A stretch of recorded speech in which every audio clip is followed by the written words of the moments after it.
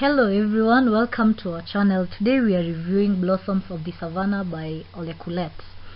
Imagine if a good friend and an age mate of yours helps you to secure a loan and promises to assist you to get government tenders to grow your newly opened business.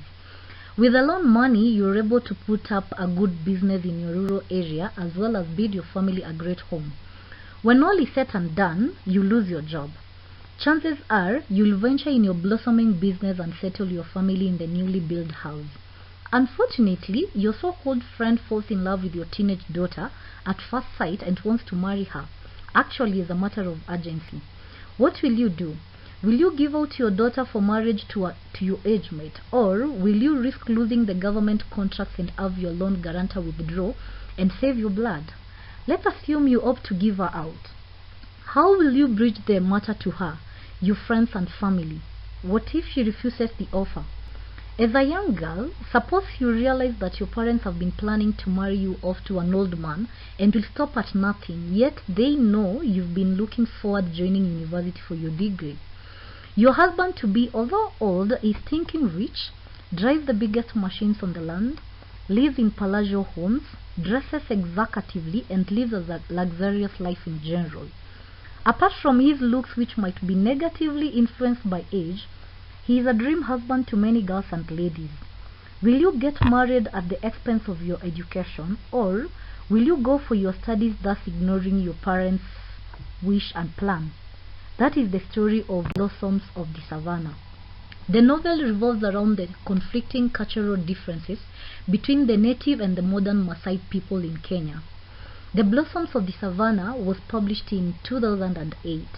The text has won many awards and recognition, which include 1. Jomo Kenyatta Prize for Literature in recognition of its achievement in opening up fruitful public discourse about how these cultures can coexist, and secondly, being chosen by the Ministry of Education in Kenya to be a compulsory set book examinable in the Kenya Certificate of Secondary Education, that is KCSE, from 2018 to date. Blossoms of the Savannah is the story of two beautiful, courageous young Maasai girls, that is Rezian and Teio. They are born and bred in the city of Nakuru by their parents, Pesimei Olekaelo and Mama Jane Milanoi, who live a modern life and hardly follow the dictates of their culture and traditions, that is the Ma culture. Their lives take a sharp turn after their father is retrenched from agribusiness job. He has worked there for over 20 years and decides to relocate his family from Nakuru town to his rural village of Nasila. Things fall apart when the two girls are torn between chasing their dreams or sitting down and fulfilling the societal expectations, which includes getting circumcised, getting married, and faring children, among other duties given to them by the Ma culture. Olekaelo and Mama Milanoi, on the other side, have a hard choice to make between supporting their lovely daughter's ambitions and ignoring the Ma culture, or adhering to the tradition at the expense of their daughter's wishes. Not forgetting the malicious Olesudori, who give the whole family sleepless nights. This analysis divides the text into 5 sections. That is the journey back to Nasila, which covers chapter 1 to chapter 3.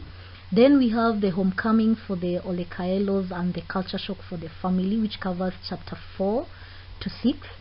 Then we have Olesudori's first appearance. We see the troubled couples after Olesudori tells them about his interest to marry their daughters off. And we come across the love between Pamuat and Teio in chapter 7 to 10. The next section covers the rapists, the change of environment for the girls, hit back for Ilmolelian clan, and Olesudori's grand visit. Then we have the last bit, which covers chapter 13 to chapter 19, and we come across the extravagant Olesudori. We get to see Olarinkoi's true colors and his roots. We also come across Nabaru, who helps Rezian, and Minik, who helps Rezian and Teio. The promise the girls have, the reunion between the two girls, and how their dreams come true. Then the journey back to Nasila.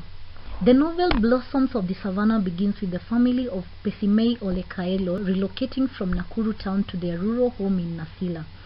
The family consists of Mama Jane Milanoi, Olekaelo's wife, and their two daughters, that is Teio, their firstborn, and Rezian, their lastborn. Olekaelo has just lost his job as the commercial manager at the agricultural company called Agribiz Limited. Being the breadwinner, the family is forced to go back to their rural home. Rezian and Teio can hardly comprehend how life will be in the village. Teio is unhappy she has to leave her boyfriend behind, but she is optimistic life there will be favorable. Rezian, on the other end, hopes their father will allow her to go back to Egerton University to further her education. Their journey is smooth, although one of their trucks troubles them on the way. They arrive safely. The Olekaelos are warmly welcomed by Uncle Simiren, that is Olekaelo's younger brother, his 4 wives, and their 16 children. The author brings out the contrast between the crowded city of Nakuru with lots of noise from people and vehicles, with the serene environs of Nasila, where calm sound of birds, cattle, and bleating sheep fill the air. One of Uncle Simiren's wives invites Teio and Rezian for breakfast where tea and bread is served, after which they get an opportunity to move around the compound.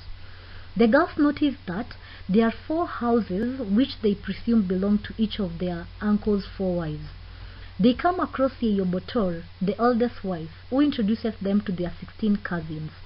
After being granted permission by their mom, Teio and Rezian gets a chance to explore the neighborhood. True to their mother's worries, they are approached by a seemingly bitter stranger on their way back home who demands to know if they are the Intoye Nemangalana, that is uncircumcised girls, from Nakuru. He grabs Teio's arm and asks the girls if they are the ones before rudely telling them that they have no place for their type, that is the uncircumcised girls in Nasila. Teio and Rezian are scared by these incidents and on their way back to their uncle's home agree not to tell their parents about the encounter, fearing their father would blame them for moving around alone and without his consent. Olekaelo goes to visit his old friend Ole Supeo, a successful businessman who owns the largest cattle ranch in Nasila. He had been Olekaelo's boss before he moved to Nakuru. Olekaelo served as Ole Supeo's bookkeeper because Ole Supeo was illiterate and unable to count. Olekaelo hints to him about his agricultural business and its forthcoming large government contracts to provide industrial agricultural supplies through the generous support and connection of his one and only great friend, Ole Suri.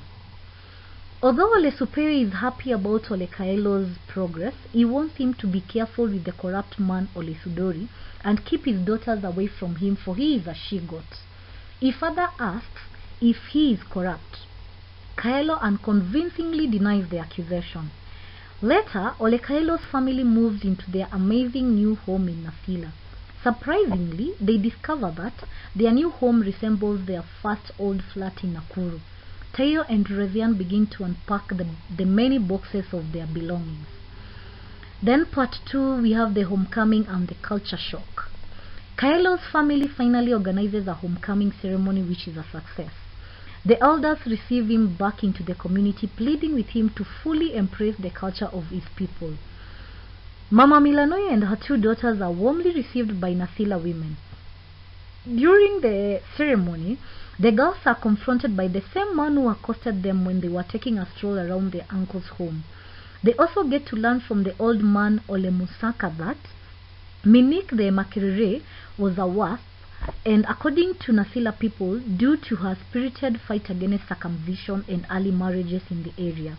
Actually, the girls are warned to stay away from her and her campaigns, and an idea they don't agree with, for she has been their role model. The party turns out to be a revelation of a mixture of the good and the bad side of Nasila culture. Through songs, dances, and feasting, the girls meet the handsome Joseph Pamwat, the teacher. Uncle Simiren is quick to notice the affection between Joseph Pamwat and Teio in their first encounter and signals Mama Milanoi to let them know they were related. Traditionally, they are like a brother and a sister, thus they should engage with this in mind. The 2 sisters feel caged with no hope of breaking loose. After the homecoming ceremony, and with the words of Ole Musanka ringing in their heads loud and clear, The girl desperately wants to leave Nasila, but it is not possible. The importance of circumcision as expressed by the Ma people is threatening their peace, and the fear for what Teyo describes as archaic tradition is now a reality. At the moment, Olekaelo asked Mama Milanoi to prepare Teyo and Rezian for their wifely duties and request Pamwat, their brother, to teach them about the Ma culture in preparation for circumcision. Mama Milanoi is opposed to the practice. She is afraid of the trauma it might cause the girls and possible resistance, especially from Rezian, but she accepts because she does not want to question her husband and the culture. The girls are thereafter taken to their father's business in Nasila town. Teyo is excited about its uniqueness and beauty, unlike Rezian, who is unmoved. Pamwat introduces the girls to Nasila culture. For instance, he gives them a brief history about the origin of women's circumcision and the reason behind it. Teyo and Rezian are unhappy with the practice and promises to fight it, for it is uncalled for. Pamwat guarantees them his support and urges them to direct the blame of its persistence on women and not men. Then part 3 covers Oleisudori, the troubled couple, and love. Teyo assures Rezian that she will finally raise the issue of attending Egerton University with their father. While preparing lunch with Rezian, Mama Milanoi brings up the idea of circumcision and wants to know what she knows about it. Rezian openly states that it is an outdated and oppressive practice that must be put to an end before their conversation is interrupted by a knock. Edward Oleisudori Lokinya, that is Olekaelo's new friend and business partner, arrives in Kaelo's home unexpected. After greetings, Rezian informs him that her father is not at home and politely suggests he return later, but he opts to wait for him. While serving him tea, Oleisudori shamelessly touches Rezian's breast, which makes her bitter and walks out. Moments later, Kaelo arrives and Rezian leaves to find Teyo and Joseph, with whom she shares a disappointed encounter with Oleisudori and her father's reactions towards him. Joseph Pamwat informs the girls that Oleisudori is a known criminal and a socialist and infamous throughout Nasila for his criminal activity and predatory loans. The children return to find Kaelo still talking with him. Afterwards, Olekaelo and Mama Milanoi assures their daughters that nothing is wrong, but their anxiety is obvious. Kaelo continues and tells them that things are going to change at home, but assures them it is nothing serious. He further informs Mama Milanoi that Oleisudori wants to marry Rezian and also has a friend who will be interested in Teyo too. Olekaelo confesses that their business and palatial home are fully financed by bank loans and financial aid that relies on Oleisudori's support and influence. Oleisudori's idea horrifies Mama Milanoi, and she remembers when she was 10 years old, an elderly man was crushing on a girl of Rezian's age. The Ma women collectively traced, trapped, beat and walked him through the town to publicly shame him. Today the Ma culture has changed such that this system of justice no longer exists. Neither Mama Milanoi nor Olekaelo tells their daughters about this discussion. The superior's warning to beware of Oleisudori with his criminal background and reputation for robbery and murder keeps haunting Olekaelo. He is afraid he has to pay for his ignorance. Rezian and Teyo continues with their classes about Nasila culture, traditional songs and dances. Rezian lacks interest, leaving Teyo and Joseph as dance partners. One day, Joseph returns to his house to find Teyo in his bedroom. She apologizes for intrusion and confronts Joseph about her feelings for him. She confesses her love for him and her preparedness to go against her father and Nasila culture to confirm this to him. Joseph also affirms his love to her. The two discuss the implication of their feelings for one another. Their culture explicitly forbids their relationship. Although not blood relatives, their shared clan membership makes them a brother and a sister. Joseph tells Teyo that he is willing to bear the consequences of loving her, whatever they might be. Later that night, Joseph reflects on his promise to Teyo and realizes that it is not easy to turn a blind eye to Nasila culture. Then the fourth part covers the rapists, the change of environment for the girls, the hit back, and Oleisudori's grand visit. Finally, Olesudori planned time to pick up Rezian from Kaelo's household arrives. With no idea concerning her arranged marriage, Rezian is anxious about her future while Teo continues to promise her to bring up the conversation about Egerton University with their father. A bird called Olmutut lands on the Kaelo's home, which, according to Joseph Pamwat, is a sign of a bad omen. After her conversation with Joseph, Teo is in good spirits and aware of the impending marriage plans. That day, Teo and Rezian go to work at the shop. In the afternoon, the girls walk home and encounter two well-built men. They recognize one as the stranger who accosted them on their first trip around Nasila. The two men grab the girls, who scream for help as one of the men drags Teos into a bush and the other one wrestles Rezian. Olarinkoi appears in time to save them. He fights off the attackers before assuring the girls about their safety and urges them to resume their walk home. The girls return home in tears and decide that it is high time they convince their parents to allow them to join Egerton University and escape the wrath of Nasila and his people who seem a threat to their lives. After Olesudori's visit, Olekaelo and Mama Milanoi decide to consult Olesupeo and Yeyobotoro respectively. Olesupeo doesn't offer any tangible help, but Simiran's wife suggests that the girls should be allowed to go live with them. For the next few days, Rezian and Teo live with their uncle Simiran's family and begin to see some of the positive aspects of Nasila culture and family life. Upon receiving the news about her daughter's attack, Olekaelo gathers the men of Imolelian clan. He and Joseph Pamwat lead a search party to find the men who tried to assault his daughters. The men conclude that the assailants are likely to be Ntara and Kanyira.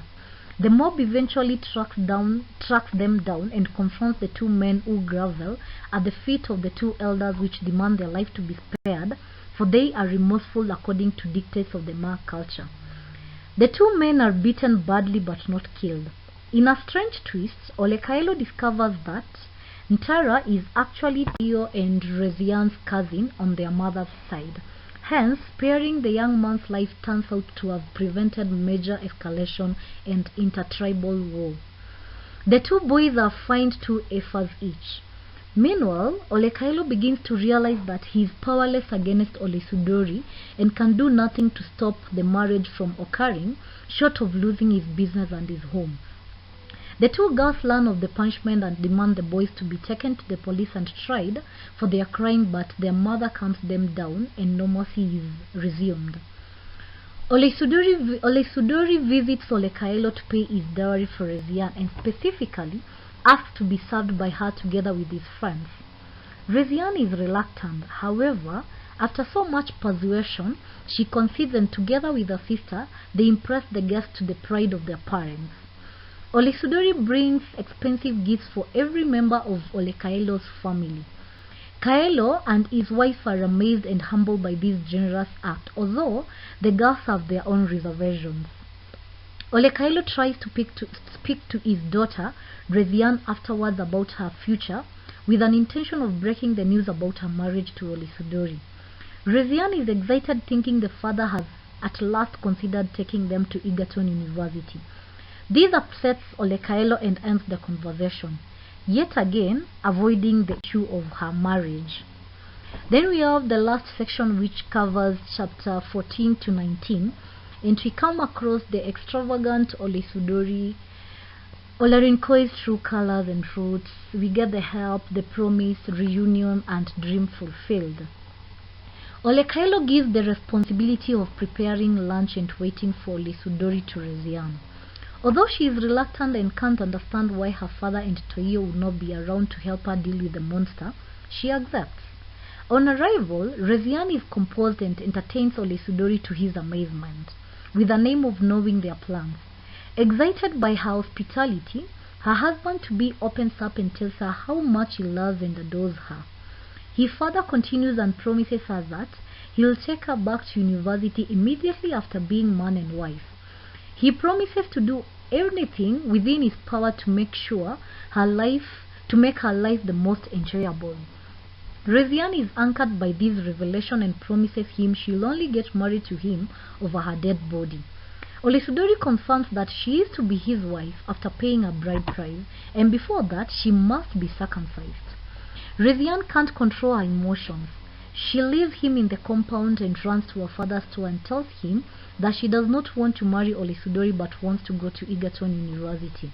She detests Olesudori for being a monster. Olekailo slaps Rezian in the heated confrontation. Seeing that her father and Olesudori had made up their minds about her marriage, she runs to a nearby river where she plans to take her life rather than giving herself to a monster, but before she dives in the water, someone taps her shoulder.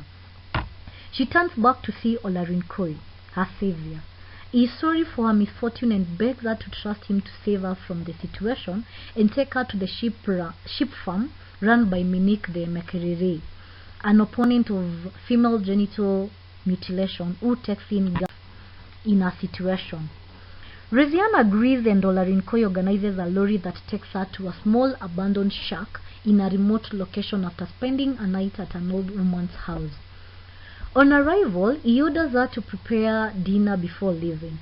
Later, he returns drunk and tries to rape Rezian, but she bites his finger to near amputation in self-defense. Rezian passes out after receiving blows and beatings from Olarinkoi during the struggle, and when she wakes up, she is greeted by an Nkabani, that is a traditional medicine woman named Nabaru, who nurses her back to health over a period of 3 weeks. Rezian meets an old mono-eyed woman who is also a fortune teller and Olarinkoi's mother. She mocks Rezian for not being a woman at her age simply because she was not circumcised. She also mocks her wealthy family and her husband to be Olesudori. She tells Rezian that she is meant to be circumcised before officially marrying her son, and this troubles Rezian. Nabaru promises that she will do everything she can to help Rezian escape Olarinkoi after Rezian narrated to her everything that had happened to her since moving to Nasila and pleads with her for help. True to her words, one day, in the middle of the night, Rezian is awakened by Nabaru, who tells her that they have to leave immediately. Rezian and Nabaru are chased by Olarinkoi but are able to get in the truck and lock the doors just in time.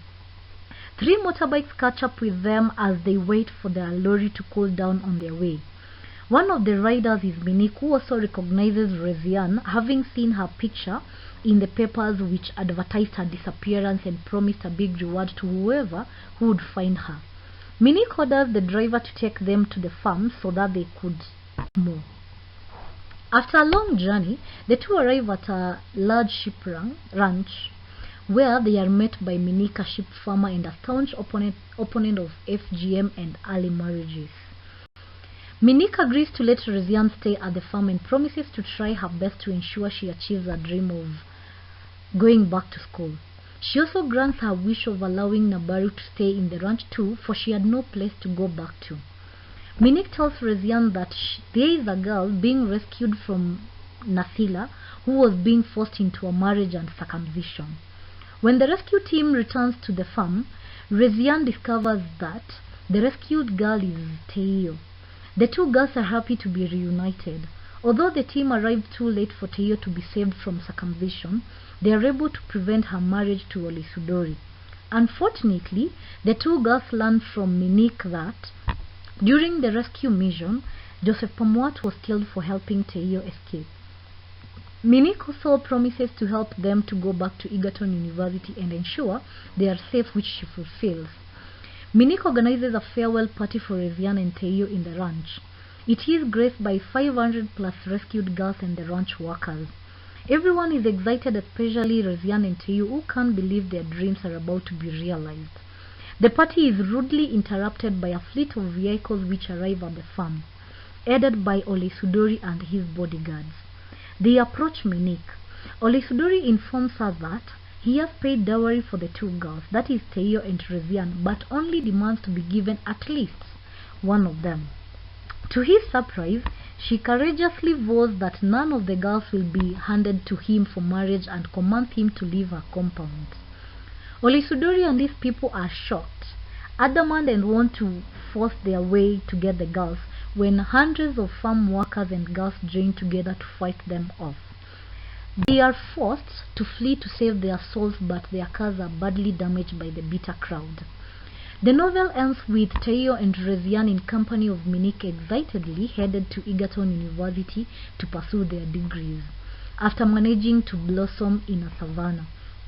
From the text, we learn the beauty of being ambitious, selfless, courageous, and being determined. Were it not for these strong traits, for instance, Rezian and Teo could have given up their academic goals to circumcise and get married, only to please their father and Nasilians. Many could have also bowed to the dictates of the culture, allowing girls to continue to suffer from FGM and forced early marriages. Nabaru and Joseph Pamwat, on the other side, chose to help strangers and be at war with the culture than support its archaic practices. Joseph loses his life in the process. Through Olekaelo, Oleisudori, and Mama Milanoi, we get to see the effects of greed, immorality, and silence when injustice is happening, among other bad vices. I recommend this text to all readers. We will be reviewing The Doll's House by Henry Ibsen and The Artist of the Floating World by Kazuo Ishiguro soon. Hit that subscription button and you'll be notified when the reviews are out. Thank you and bye bye.